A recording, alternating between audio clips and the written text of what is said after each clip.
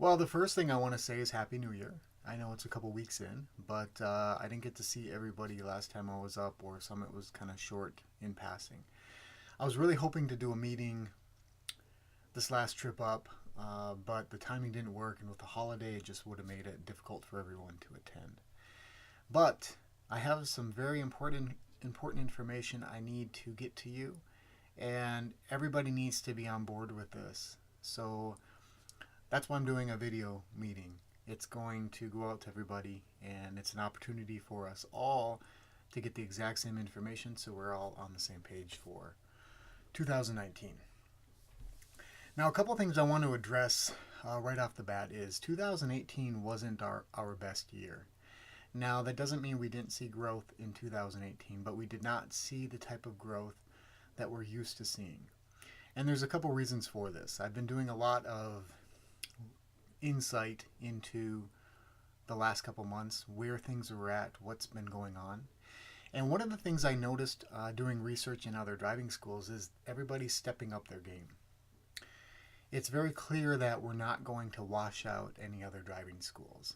So Rochester Driving School, which fell a few years back, was a big one. They were out and everyone's numbers kind of went up because of that.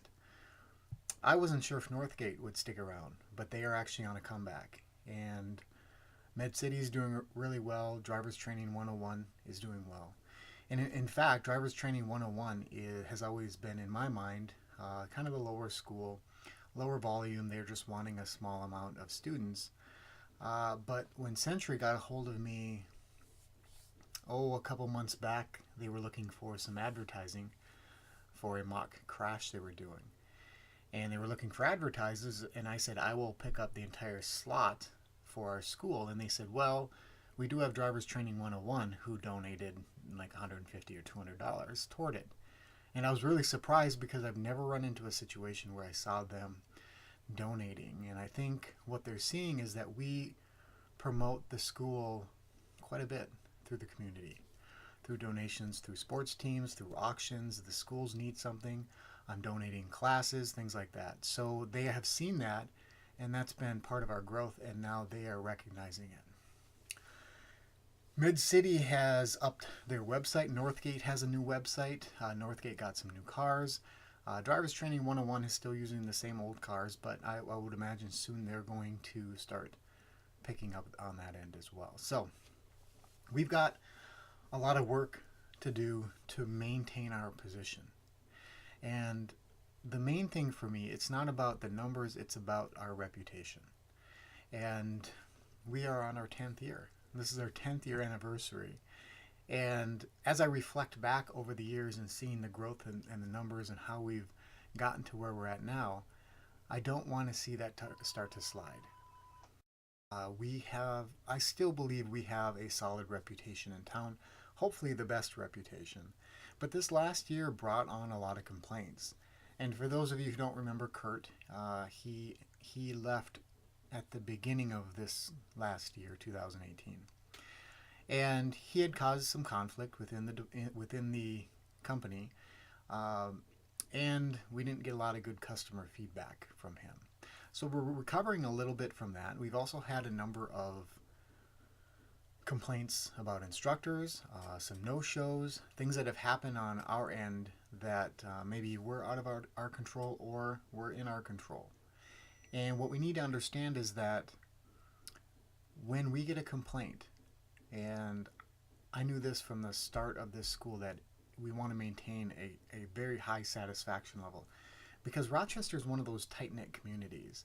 And when we get a complaint from a parent or a dissatisfied student, that can really have a snowball effect. So one parent sends me an email and they're frustrated because an instructor didn't show up, or they showed up late, or their student came home and wasn't any better off. When they talk to their friends at their community gatherings or sports activities or whatever the case is, that information is going to be shared. And it doesn't take long to deteriorate something that is at one point was very strong with that word of mouth. So we really need to be on top of that. We really need to not get complacent and think, well, we had 1,000 students come through the program, so things must be pretty good. No, we need to have a mentality that 1,000 is great. That means we affected 1,000 students in a positive way, and next year there's going to be more because of that. The more students we have, the more business we have, the more opportunity we have for instructors, the more opportunity we have for better equipment, and it just makes the entire program better. I personally took a significant pay cut last year, and I have things going on here in Tennessee, so I can supplement my income that way. But I took a significant pay cut because I had to buy 2 cars this past year. A lot of times I have the school pay for them, but if the money's not there, I will pay for them personally, and that's expensive. Cars are our biggest expense. They, not only in payments, but with fuel, with maintenance. When I bring a car back, for example, one of the leases we returned, the Dodge Dart last time, I had a $1,200 bill associated with returning that car because there was a scratch that they couldn't get out, couldn't buff out. The interior needed to be thoroughly cleaned. So $1,100 just to return a car back. We can't do that. So for those of you in Rochester, we need to be taking good care of these cars. And there's a couple notes I want to point out here quickly before I get past this topic. You are a driving instructor. You are the expert in the field of cars and driving. That's what we're supposed to be. When you look under the hood of a car, you should feel very comfortable with what our responsibilities are in fluid checks, okay? Air filters. We should know how to check the tire pressure. We should be showing students these things. Now, if they get into a car and the tire pressure monitoring light is on and we don't go take care of that, what that does in their head is it teaches them that that's not important. Oh, okay, the light comes on. Well, I guess it's not a priority. Now, if we have a system problem where the tires are good, but the light is on, then we reinforce that to the students. Like, we've checked this one, we need to get that sensor checked out, but all the tires are good, okay? That's a responsibility. Use the lessons to educate. So if you need to go fill up the tire, take them to Quick Trip, teach them how to fill the tire up, okay? Same thing with low fluid levels. We look at them underneath the hood and point them out, but actually check them once in a while to make sure that those fluid levels are good. When we take the cars in for oil changes, they will do their fluid checks and whatnot. But the last thing we need is some type of mechanical failure because one of our fluids is getting low or there's a leak in the system. Filling the gas tank. If that tank is under 1/3, you should be filling that up so the next instructor coming in has a full tank to work with. And you know what? Every time I come back and do a driving lesson, I take them to the gas pump. Because even if I have a half tank of gas, I want to see them pump gas. And it's amazing watching these new students who you would expect to have pumped gas many times up to this point. Most have not, maybe 1 or 2 times. They're picking up the handle. Everything's very foreign to them. So this is a good opportunity for you to teach them. Teach them about the different grades of gasoline. Teach them about fuel economy. When they take the pump, keeping the nozzle up high so gas doesn't drip down on the paint. Things like that will help them and go a long way in their education. So take advantage of the fact that our cars need gas. If you have an opportunity, fill it up. So at least 1/3 of a tank, we need that tank filled up. Same thing with washing the car. If you drive by a Quick Trip, needs a car wash. If you didn't grab a car wash card and you just pay for it, Jana will get you some cash and pay you right back. Okay? We have to take advantage of these opportunities, keep our cars looking good, teach the student some of these things, especially when a student's doing really well.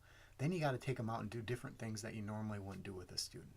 Washing the car and tire pressure checks and filling up the tank are great ways to do that. So, be on top of that, okay? The inside of the cars need to be clean. Simple as that. They need to be wiped down once in a while. If you need to spend an extra 15 minutes after a lesson and grab some wipes and wipe the car down, that's great. Put that on your timesheet. Extra 15 minutes, you cleaned up the car. I don't have an issue with that, okay? Same thing with fluid checks if you need to do that at the end of your lesson. My objective is that these cars are properly maintained and they cost us as little money as possible. Okay? Keeping the cars, the interiors clean. Every time I come back, I'm looking in these cars, and half the time I'm happy, half the time I'm disappointed. What's in there? I found money in the cars, $5 bills, $10 bills. I have no idea who these are for. Uh, Wrappers, uh, bottles, drink bottles, things like that. We have to be on top of that. Okay, so that's a big part of this program is our image. How are we representing ourselves to the public? How are they looking at our cars driving around and the instructors? Um, how are the students interacting? Do they feel how are they interacting toward other students? Are they positive about their experience with EDI? You know, we used to have a very fun program. Are we still making it fun and educational at the same time? These are the questions we need to be thinking about. The climate of driver's education is changing on some level. And the fact that Rochester is growing so quickly, there's a lot of education, there's a lot of money in Rochester. These other driving schools are recognizing that, so they're raising their game to meet this level. And if we don't do that, yeah, we might still be the top in volume, but I want to be top in reputation. That's far more important to me, that we are providing the best education all the way through. Let's talk a little bit about instructor evals. We all know at the end of a driving lesson, the student can do an evaluation on the instructor. We're not getting as many of these as I would like, and I'm sure it's just some laziness on the student's part or the parent's part. I would ask you to encourage more students to do this. I base your performance on these evaluations. That's a big part of it. So when lessons, after the end of the lesson, say, hey, if you don't mind, you'll be emailed a link to do a quick survey or an evaluation on how the lesson went today. If you have any feedback, please provide that through that. That's a good way to encourage them to do that. For the most part, what I do see is positive feedback. The students are saying good things about you being on time, the lesson, how it went, the quality of the instruction. The most common low number I see is I felt comfortable. The reason I have that in there, it's not about do I feel comfortable driving. Do I feel comfortable with the environment and the fact that I'm spending 2 hours in a car with a stranger, essentially. Do I feel comfortable? And I'm seeing a lot of 3s and 4s in that area. We wanted to bring that number up, okay? Because that honestly is the reputation number. When a student feels comfortable and they got a lot out of the lesson and they're leaving with a very positive mindset, that will go a long way when it comes to word of mouth. Okay, they're going to come home and they're going to be excited. They're going to talk to their parents. Oh, did you know this happened? Or we drove up in this area and oh man, that was a scary situation, but so-and-so walked me right through it and I feel really good about it now. Can we try that again? And parents are going to hear that and they're going to be excited and say, man, this is a great school. I'm so glad we chose EDI. It's amazing that snowball effect, how it can have a very positive effect, and then it can also have a very negative effect if it goes the other way. Okay, so felt comfortable. During most of the driving lessons that I review, I'm noticing two things. One is some of you have good rapport with the students. There's a little bit of chit-chat going on. The nervous students, though, it tends to be a little bit more awkward in the car, and I know how that goes. But those are the ones you got to stop once in a while. Let them pull over to the side, take a break from driving, and discuss a few things. Kind of get them to loosen up a bit. When you're a nervous student and you're driving, you already have a baseline of anxiety because you're doing the driving, the act of driving. And you might crack a couple jokes or say something to kind of get them going. But remember, their baseline is the nerves of driving a car. So if you have an opportunity to pull them over and say, all right, take a breath with me. Let's talk about a couple things, okay? Go over what you've done so far. Do they feel comfortable moving on to some of these new things? Work with them to build that comfort. There's a couple lessons I've watched where the instructor is making notes or doing something, preparing for the lesson, and the student's just kind of sitting there, like looking around. This is an opportunity. If I'm going to write something, and instead of having them just waste time sitting around, I'll give them a task. I'll say, okay, I want you to familiarize yourself with the car while I'm getting some of this information down. Okay, go over the controls and the gauges because we're going to talk about that shortly. Okay, give them an opportunity to do something and feel productive during that time. Okay. Now, the other thing with driving lessons that I've noticed is some of you, during break, you allow the student to stay in the car. Now, the purpose of a break halfway through the driving lesson is for the student, not for the instructor. Okay, you've only worked for 1 hour. The purpose is for them to get out of the car, get away from driving for a second, to kind of go in and clear their head, maybe walk around a little bit, stretch out. That's the reason we take a break halfway through. If you're allowing them to just sit in the car, and many of them will do that because they're kids, they're lazy, I don't want to get out, right? It's nice and warm in here. If you're allowing them to just sit there, then they're still in that environment. They haven't cleared their head. They haven't taken advantage of the purpose of the break, okay? So all students should be exiting the vehicle, okay? They don't have to use the restroom. They don't have to go buy something, but they need to come inside. If you're pumping gas, have them do the gas stuff, and then they come inside. Just say, all right, just hang out for 5 minutes. We just need to, get out of the car so, we can jump back in and have a fresh start. Okay, so please make sure you take advantage of that. So those are the two areas that I see with driving lessons, and I'm going to be reviewing lessons via the videos in the car, so I can give you guys some feedback on things. And some instructors are very strong in some areas and a little bit weak in others. Some of you are strong in other areas and weak in the latter. So it goes both ways, and that's the whole purpose of doing the video evaluations. What I found is if I drive or ride with you during a lesson, the instructor is typically a little bit more nervous because I'm there in the car with them, as well as you're probably going to be more in your A game, right, if I'm in the car with you. So by doing the video lessons, I just randomly picking lessons and making pointers based off of that. Okay, so you will get these routinely. I'd like to do you guys at least 3 or 4 times a year, each of you, just to give you some ideas on what I'm seeing and what I would like to see different. Okay. So we want those evaluations to go up. We want more students to do them. We need more parent communication.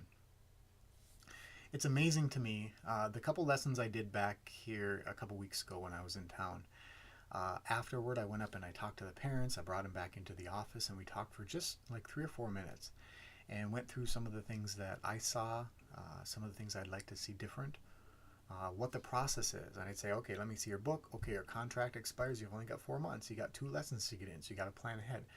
Give them as much information as you can. And I tell you what, these parents are going to be excited. They're going to be happy that they're getting this personal information from a professional, okay?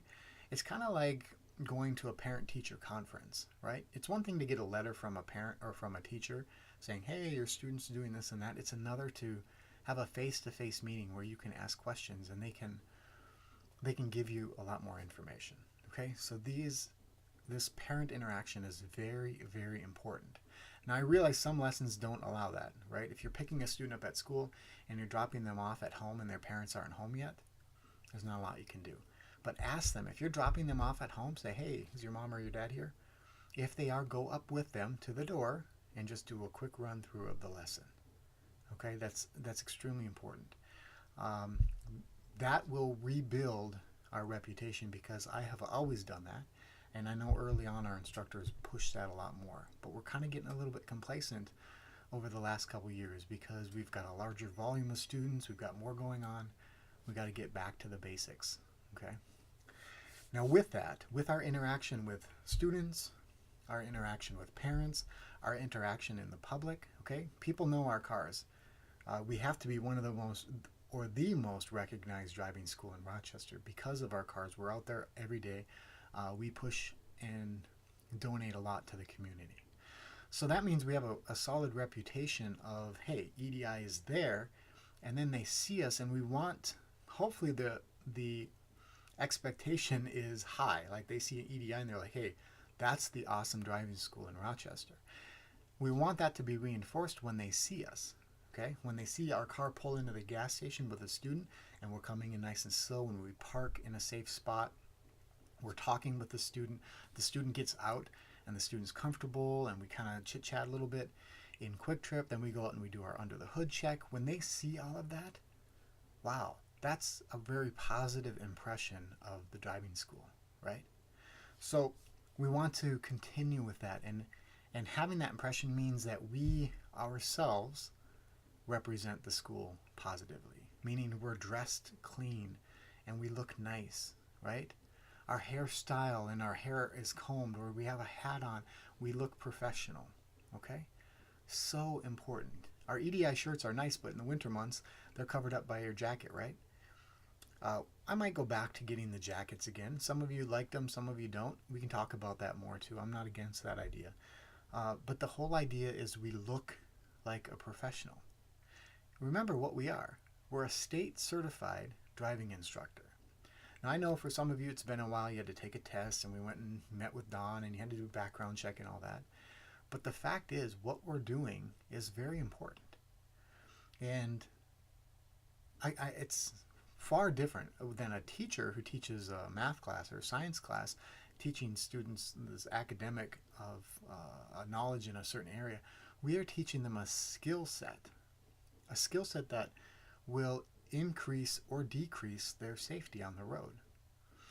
So we have to look at what we're doing as extremely important. And if we minimize that by not representing ourselves in a certain way, all that does is gives the public the impression that what we're doing isn't that important. And I've been fighting that from the day I started this driving school. The impression of driver's education was so poor in this area. When people came to my class, I remember I had a couple kids that were disruptive in class, one of my first classes, and I called their parents in and I said, hey, I don't know, do you think they're ready for driver's education? And their parents got upset with me. They said, hey, they're just here to put in their time. They thought 30 hours, get the class done, get their card, get their permit. They didn't really necessarily care about the process. So after hundreds and hundreds of parent classes where I pushed this message of how important this actually is, now we've established a reputation of we expect a lot from you. And in turn, they expect a lot from us. Okay? So I need you guys to raise yourself up. Okay? And most of you do a very good job of that. Okay, a couple other things that are changing. As I said, 10th year in, I'm trying to come up with new ideas. I've invested more money into marketing this year to promote the school, not just as a driver's education option, but as the only choice. Okay, so I'm really pushing this message of we are the best, so we need to continue to represent ourselves that way. One of the other changes is I'm creating a small envelope for the white cards. This envelope is going to include a thank you message. On the inside, I'll show you some images here. On the inside, you're going to see some options. The road test prep, the lease car option, the winter driver DVD. What I want to do is make sure that parents, when they get that white card, they don't look at their training with EDI as over. Many people contact me and say, hey, is there any other options here? My student finished up with you guys a couple months ago. Even though we discussed it in the parent class, it's discussed in letters that are sent home. I want to make sure they have that on their last day with us. So when you fill out the white card, make sure those are filled out. I'm going to remind you guys, they need to be filled out all the way. Signed by you, signed by the student name filled out. Anything that's not filled out, that card will be voided out and we're going to have to replace it. And anytime the DMV gets, or the License Bureau gets one of those, they send it to the state, and then the state, Dustin now, contacts me and says, hey, we got another one of these cards. And eventually I'm going to get some kind of suspension or fine because of this. Those have to be filled out, okay? So white cards are going to go inside the envelope. You'll see a spot for them. And then the information about additional training is on the inside of the envelope. And then on the back of this card, you can see our mission statement. Now this mission statement is 10 years old, but it's no different than it was back then. And I put that on the card because what I want is I want the parents to look at that and say, awesome, they fulfilled their mission. And I say, contact me if we haven't. And I expect to get a few more emails this next year because of it. But I would much rather get an email and address it with them and try to fix it than to have them just have maybe a sour taste in their mouth, like, oh, they didn't meet my expectation, right? And then they start talking to people about it. So if that means I have to give away some lessons or some gift cards or something to kind of promote people and get them, make sure that they feel fulfilled and got what they wanted, that's what we're going to have to do. So look over these cards, all white cards. We should have these within the next week or two. All white cards need to be put in this envelope and then given to the parents or the student, okay? If you have any questions on this, talk to me about it, okay? There might be some evolution of the card or the envelope at some point, but for now, this is what we're working with.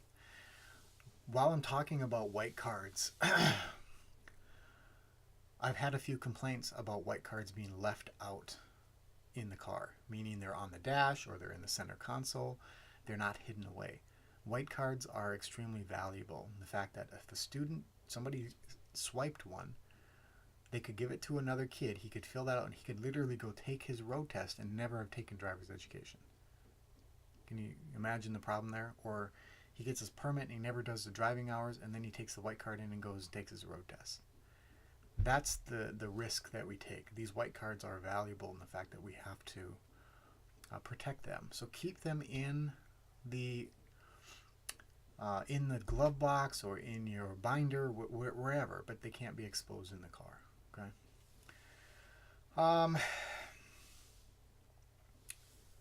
The timesheet log, you've probably seen I made a few changes to it. We've got Cooper added to it, and then I made a section where you can make notes if there's any problems with the car. Make notes as well. If you get in the car and it's dirty, there's trash left, put a note in there because I can see the last person who drove that car then, okay? If the tire pressure is low or it's low on gas, make that note in there. Some of you have come to me with some concerns and you're a little bit hesitant to tell me who it was. Come on, we have to have full transparency here in order to improve, all right? And you guys are a team and we all want to work toward the same goal, okay? But I can't fix things unless I know where the problems are coming from, okay? Another area that's important is where you log your driving lessons. We're going to log 111 based off of the lesson, but you got to put some notes in there, all right? I see a lot of areas where there aren't any notes. I've had students that I've checked and their lesson wasn't actually logged in there.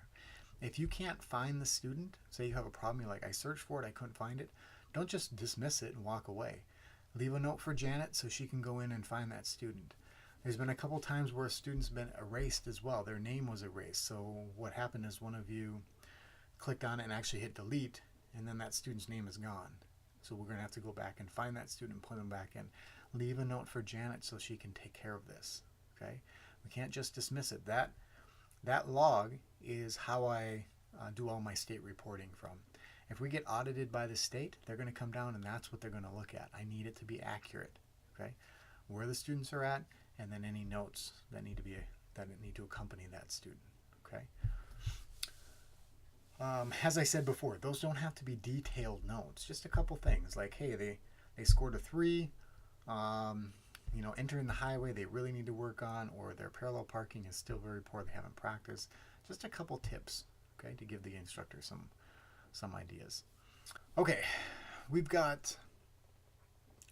right now we have the 5 cars, and it's not going to be that way for more than maybe 6 months. I've got that Honda Accord will be going out of service by the middle of summer, end of summer, somewhere in there. And Harper, I'm not sure what's going to happen there. I'm going to start looking at another Honda Civic. So we'll see what happens there. But the goal is to get back to 4 cars. Insurance-wise, I pay about $100 a month per car that we have. So if a car is only being used a couple times a month, where we have actually 5 instructors scheduled at one time, it's not worth it. It's not worth $1,200 a year in order to have a car sitting there for most of the time. So It's likely we'll be back to 4 cars within the next 6 months or so. We need to monitor these miles. The reason I brought on another car is to minimize the use of Maggie and Rebel. Okay, Rebel is still doing okay. We can probably use him a little bit more frequent. That's why in the car order he's number 4. Maggie needs to sit quite a bit more though. These cars should not be used for anything other than driving lessons. If you have an issue with your car, or say you have a late lesson and then you have one early in the morning and you don't live too far away and you said, hey, I got a home pickup tomorrow morning, could I take one of the training cars home? Shoot me an email or a text and just let me know the situation. It needs to be approved. Cars cannot be used for personal use unless it's approved. Okay. So stay on track with the cars. We will go back to doing assigning vehicles for lessons if we have to. I would rather not. I don't think we should have to do that. But if we're not seeing proper use or the proper order being used, we're going to have to do that.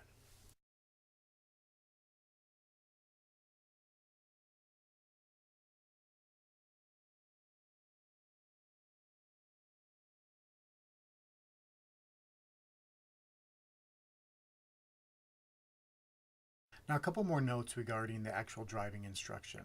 We need to make sure we're on time for lessons. We need to look organized, okay? So if you need your own binder that you want to take with you for each lesson, regardless of the car, for a while I just keep each binder is assigned to a car, but maybe each instructor should have their own binder. Help you stay more organized. You've got pens in there, you've got your white cards, you've got extra forms, anything you need. If we want to go that route, we can definitely do that. But whatever it takes to get everybody more organized. Having Janet in the office now is an opportunity for us to get more phone calls, more feedback from parents. And some of the things I'm getting back from them is instructors are late for lessons. Being late for a lesson makes us look very bad. I'm sorry. Students are ready to go. As soon as you're a minute late, there's this anxiety like, oh, did I schedule it wrong? Did I schedule the wrong pickup location? They're calling their parents or texting their parents. Maybe they're waiting at the wrong spot. Bring their phone number with. If you have a pickup that's outside of the office, you should have their information with you so you can call them and let them know you're running late. If you can't find them, you can call them and let them know, hey, I'm at Mayo High School. I don't see you. I'm parked over here. Okay? That is professionalism, right? We are the driving school. We are the ones who are making sure this is happening. We're making sure everything is coming together. So I don't want to get emails or text messages, and I've gotten a number of them in the last couple months where they're like, hey, we're waiting at the office and there's nobody here. And it's 5 minutes after or 10 minutes after. That can't happen. Okay, I've had too many complaints this last year on those little things that could be fixed with just a quick phone call from the instructor. Okay, so I need you guys to stay on top of that. I need you to, if you're running late or if you want to start a lesson early, maybe you get to the office early after, the in-between time, you've got extra time and you want to start early, call them up. Say, hey, is it okay if I pick you up in about 10 minutes? That type of communication goes a long way. So making sure we're on time. When you are in the office, that sign needs to be changed to open. Okay, we're still getting complaints of students who are waiting outside because they see a closed sign and you're in the office. Okay, so switch that sign over to open. Make sure you lock up the office door. I've talked to a couple of instructors who said they've shown up and the door is wide open. People can just walk right in the office. Same thing with cars. Cars need to be locked up at night. Harper, the plug needs to be pulled for the camera. Otherwise, that will continue to run all night and we will erase everything that lesson just recorded. Cooper has a switch for the backup camera. That needs to be turned off at the end of the lesson. So each car kind of has its own little quirks, but you'll figure that out. And I try to put notations in there so you are aware. But it just takes a little bit of extra observation, a little bit of extra focus from the instructor to make sure we're not having any of these problems. Okay. I like that backup camera, and what I'd like to do is implement that in all the cars to be used for parking exercises, for anytime you're backing out a quick trip or a parking lot, whatever the case, take advantage, use that camera. I want to avoid any fender benders or any damage to the car, even minor. As I said earlier, that adds a big expense by the end of the year to our car bill. Okay. Now, just two more observations here, two more big things. One is with the schedule. Your schedule needs to be in by the 10th of the current month for the following month. Now, I've had to send out a text message routinely because instructors don't have this in. Now, some of you are great on it. You're right on top of it every month. You're right on it. It's in. There are some of you that it's been delayed. Now, if you contact me ahead of time because, say, you have something going on and you can't put your schedule fully in, that's fine. But if I don't hear from you and I don't see a schedule in there on the 11th or the 12th, I'm going to start having more issues with this. We have to be on top of that, because here's what happens. You guys don't see what happens from the administrative side when it comes to the schedule.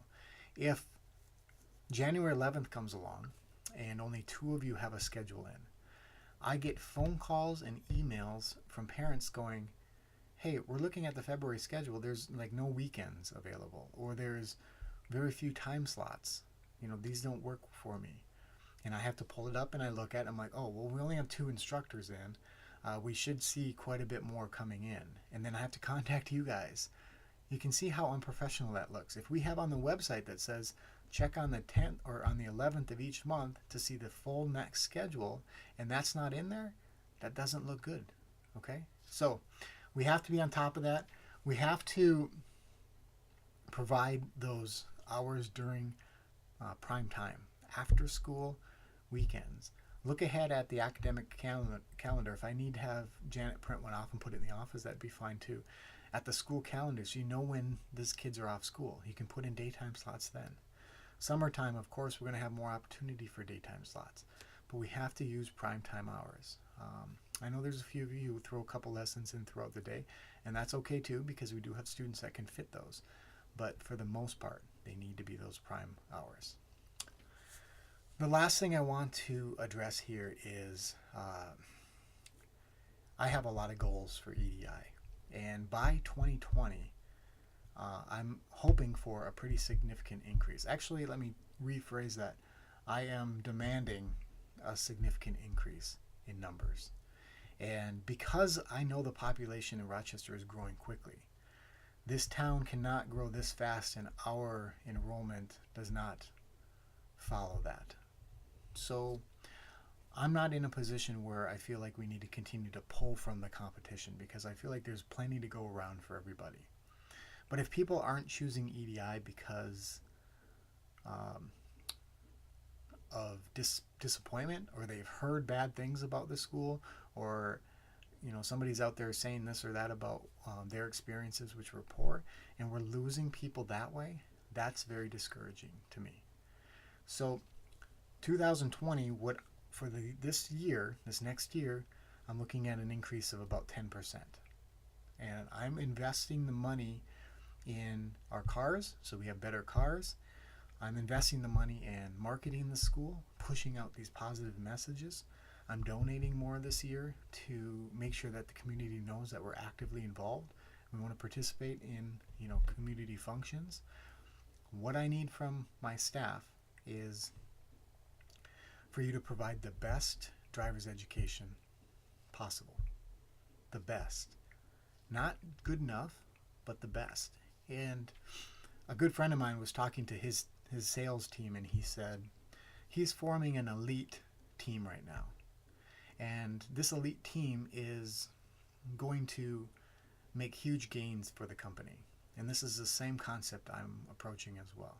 I feel like we have a very good team. We've got instructors who've been here for a while.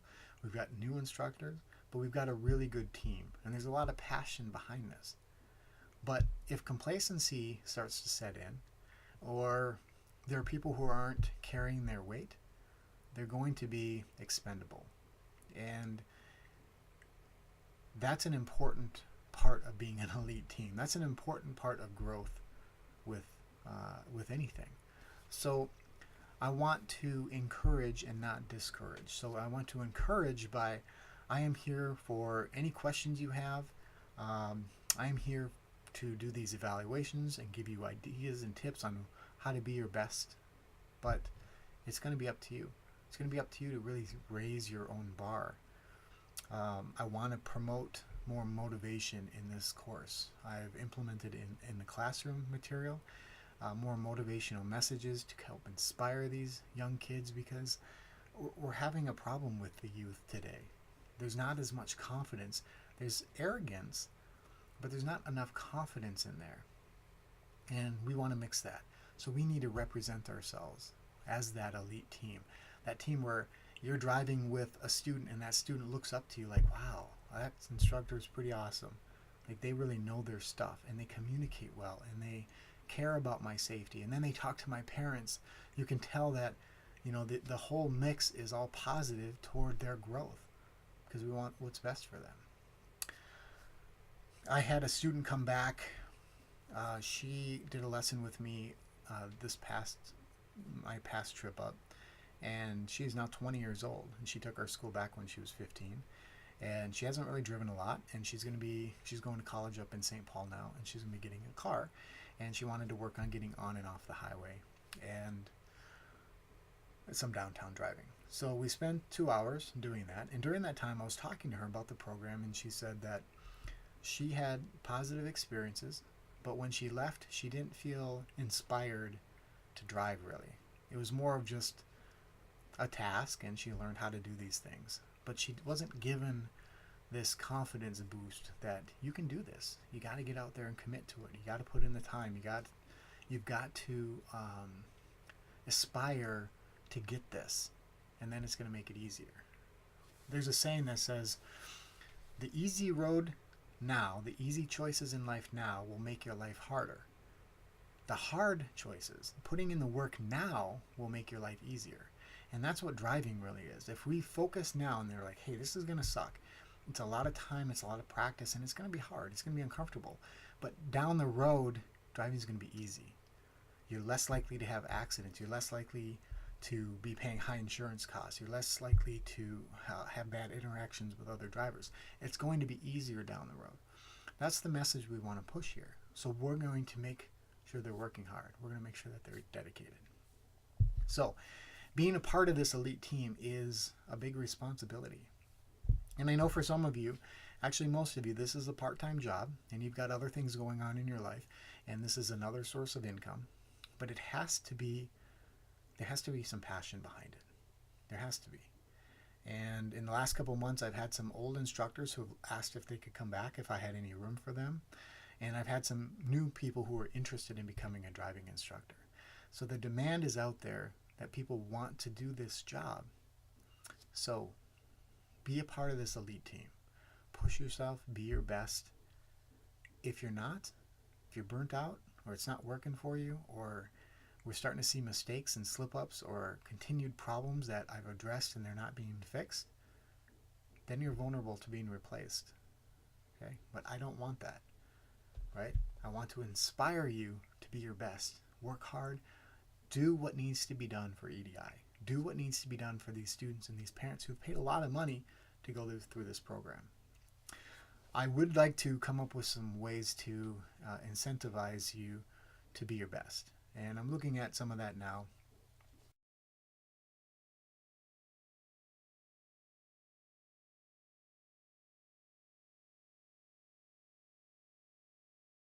So that concludes this training, and I realize this wasn't a back and forth. This is just me talking, you not being able to offer your input. But feel free to do that. I'm posting this online so you can make some comments or shoot me an email, however we want to address some of these things. But I will let you guys know ahead of time when I'm coming back up, and we can kind of keep moving forward from there.